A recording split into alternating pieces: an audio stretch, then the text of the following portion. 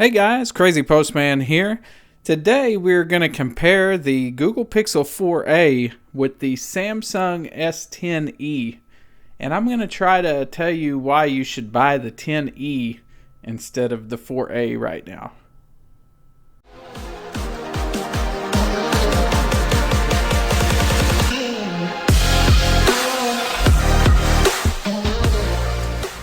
Before we get to the actual benchmark test, let's go over some of the specifications here. So we're here on the gsmarena.com website. That's a great website for pretty much everything mobile phones.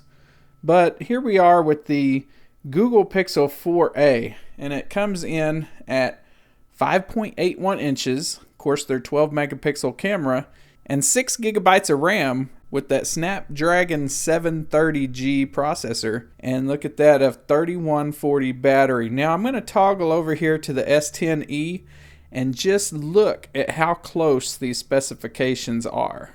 5.8, 6 and 8 gigs of RAM, and a 3100 milliamp hour battery.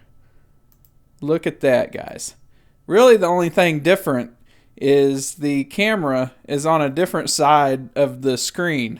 And the reason why I'm going to say the S10e is the better choice, for one, it was an upper mid-range phone when it was released.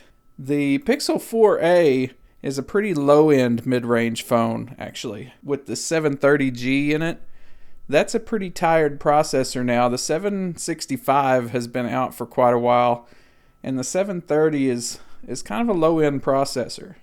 But flipping back over here at the S10e, we see that it has a Qualcomm Snapdragon 755, and that's the 7 nanometer chipset. It's going to be the much better performer, and it also has an Adreno 640 GPU in it. And if we flip back over here, Snapdragon 730G, it's the 8 nanometer, and we got an Adreno 618. So the Pixel 4 loses in the GPU and CPU category on specifications anyway. They match on RAM and memory, but the S10e has that micro SD card slot, and that's a really important thing, you know. You can fill up 128 gigabytes pretty quick nowadays. Another thing you might want to look at is you got Gorilla Glass 5 on the S10e and Gorilla Glass 3 on the Pixel device. That's another cost-cutting measure. And the reason why I'm saying these things, the Pixel 4a is not a bad phone for the price, but released in August of 2020, it's kind of low-end specs.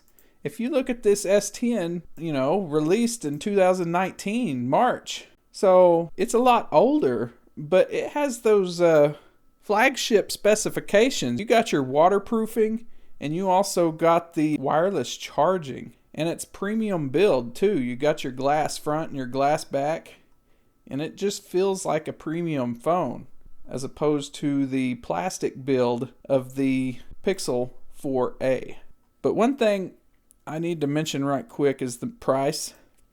The prices are very similar right now. That's why I'm comparing these two phones to each other. The pricing is very similar, $349 to $367. Let's get into these benchmarks and see if that Pixel 4a, the brand new offering from Google, if it can hold up to a almost 2-year-old upper mid-range offering from Samsung.